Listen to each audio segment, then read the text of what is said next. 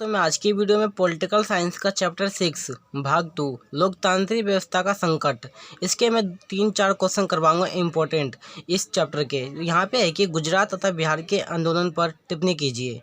ये 6 नंबर का पक्का ही पूछते हैं, तो आपको अच्छे से लिखना पड़ेगा, तभी आपको मिलेंगे नंबर। तो यहाँ पे है कि गुजरात क्या हुआ था। गुजरात में कि जनवरी 1974 को छात्रों ने सरकार के खिलाफ आंदोलन कर दिया। इसके पीछे कई कारण हैं, जैसे कि खाद्य तेल तथा अन्य आवश्यक वस्तुओं की बढ़ती हुई कीमत थी। क्या हो रहा था, ये खाद्य तेल तथा अन्य वस्तुएं उस पर ज़्यादा टैक्स ले रही थी। तो इसने क्या किया, छात्रों ने आंदोलन कर दिया। तो यहाँ पे है कि गुजरात में विधानसभा के चुनाव में हुई है, इसलिए चुनाव दोबारा का होना चाहिए। अब यहाँ छोटा सा पॉइंट है कि गुजरात में छात्रों ने आंदोलन का नेतृत्व मोरारजी देसाई कर रहे थे। अब यहाँ कि बिहार का आंदोलन क्या है, कि बिहार आंदोलन क्या है, मार्च 1974 में बिहार में भी छात्रों ने आंदोलन कर दिया। इसके पीछे भी महंगाई तथा बेरोजगारी थी और इस आंदोलन का नेतृत्व समाजवादी नेता जयप्रकाश नारायण ने किया था। क्या हुआ, बिहार में भी महंगाई ज़्यादा हो रही थी, बेरोजगारी भी बढ़ रही थी, इसी कारण छात्रों ने आंदोलन कर दिया। अब देखते हैं दूसरा क्वेश्चन। अब क्वेश्चन नंबर दूसरा है कि 1975 में आपातकाल लगने के कारण का वर्णन कीजिए। यह आपका 6 नंबर या 5 नंबर का पूछ सकते हैं पेपर में, तो आपको अच्छे से लिखना पड़ेगा। आपको क्या करना है, सबसे पहले आपातकाल लगने के कारण बताओ 1975 का। तो यहाँ पे सबसे हम पहले लिखेंगे, पहला पॉइंट है आर्थिक कारण, मतलब 1973-74 में तेल की कीमतें 24% से 30% तक वृद्धि हुई, जिसके कारण खाद्यान्न वस्तु की कीमतों में वृद्धि होने लगी। फिर 1972-1973 में मानसून असफल होने के कारण कृषि के पैदावार में गिरावट आई और देश में असंतोष की भावना या माहौल को उत्पन्न होने लगा। ये आर्थिक कारण में ये आप लिख सकते हो। अब यहाँ पे कि गुजरात और बिहार आंदोलन, जैसे कि हमने पिछले क्वेश्चन में पढ़ा कि यहाँ पे पॉइंट अच्छे से लिखना पड़ेगा कि 1974 में बिहार और गुजरात जैसे राज्यों में छात्रों ने बेरोजगारी तथा महंगाई के कारण आंदोलन कर दिया, जिससे देश में राजनीतिक असंतोष का माहौल उत्पन्न होने लगा। हाँ बिल्कुल। अब तीसरा पॉइंट हम देखते हैं। तीसरा पॉइंट है अन्यपालिका और कार्यपालिका के बीच संघर्ष। क्या हुआ था, अन्यपालिका और कार्यपालिका के बीच संघर्ष हुआ था। तो उसी का एनसीईआरटी बुक से मैं करवा रहा हूँ, ये लिखा हूँ उसी से। यहाँ पे है कि कार्यपालिका और अन्यपालिका के बीच 1970 के दशक में 3 संवैधानिक मसले का लेकर संघर्ष उत्पन्न हुआ। जैसे पहला है क्या संसद मौलिक अधिकार में कटौती कर सकती है, सर्वोच्च न्यायालय का जवाब नहीं, ये पहला पॉइंट। अब दूसरा पॉइंट है,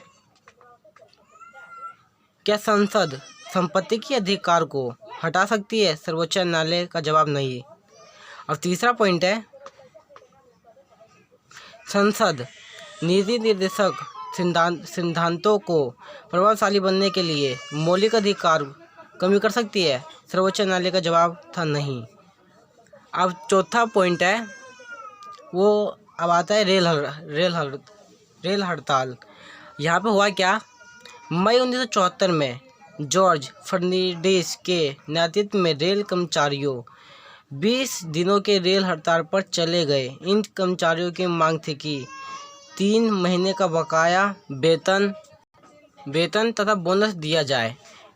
यही सब पॉइंट था रेल हड़ताल में, कि क्या किया, रेल कर्मचारियों ने उनका 20 दिनों का तनख्वाह वेतन नहीं दे रहे थे, तो इसीलिए वो सब हट गए।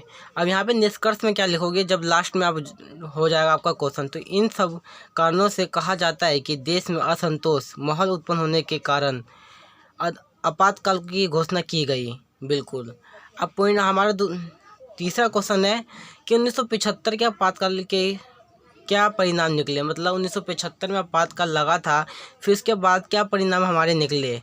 तो यहाँ पे हम पॉइंट में लिखते हैं कि 25 जून 1975 को आपातकाल लगने के बाद अन्य घटनाएं घटी जो कि असंवैधानिक थी।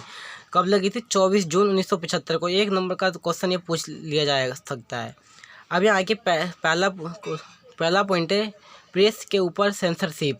यहाँ पे क्या है कि 25 जून 1975 को आपातकाल लगने के बाद प्रेस के ऊपर सेंसरशिप लगा दिया गया और अगर कोई न्यूज़ खबर छपती थी तो उसे सरकार से अनुमति लेनी पड़ती थी, परंतु न्यूज़पेपर संस्थाओं ने भी अपना विरोध जताया। जिन समाचारों को अब छपने से रोका जाता था उन जगहों पर खाली छोड़ दिया जाता था।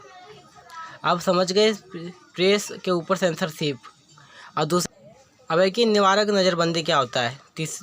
दूसरा पॉइंट, यहाँ पे आपातकाल के दौरान व्यापक स्तर पर निवारक नज़रबंदी के तहत 676 बड़े नेता तथा 1,11,000 आम नागरिकों को गिरफ्तार किया गया। ये निवारक नज़रबंदी था। अब इसके बारे में अच्छे से पढ़ लो या लिख लो। अब एक ही संवैधानिक संशोधन 1976 के आपातकाल के दौरान 42वां संशोधन हुआ और इस संशोधन के बाद मौलिक कर्तव्यों को जोड़ दिया गया और साथ साथ राष्ट्रपति, उपराष्ट्रपति तथा प्रधानमंत्री की अन्याय से चुनौती नहीं दिया जा सकता है। यही था संवैधानिक संशोधन में। अब एक नसबंदी क्या होता है, तो यहाँ पे नसबंदी है कि आपातकाल के दौरान लोगों की नसबंदी की गई। अगर कोई व्यक्ति रेल में बिना टिकट पकड़ा जाता है तो उसका नज़रबंदी कर देते हैं। आप समझ गए। वीडियो अच्छी लगे तो लाइक कीजिए, शेयर कीजिए, सब्सक्राइब कीजिए। Thank you. अब अगली वीडियो में मिलते हैं।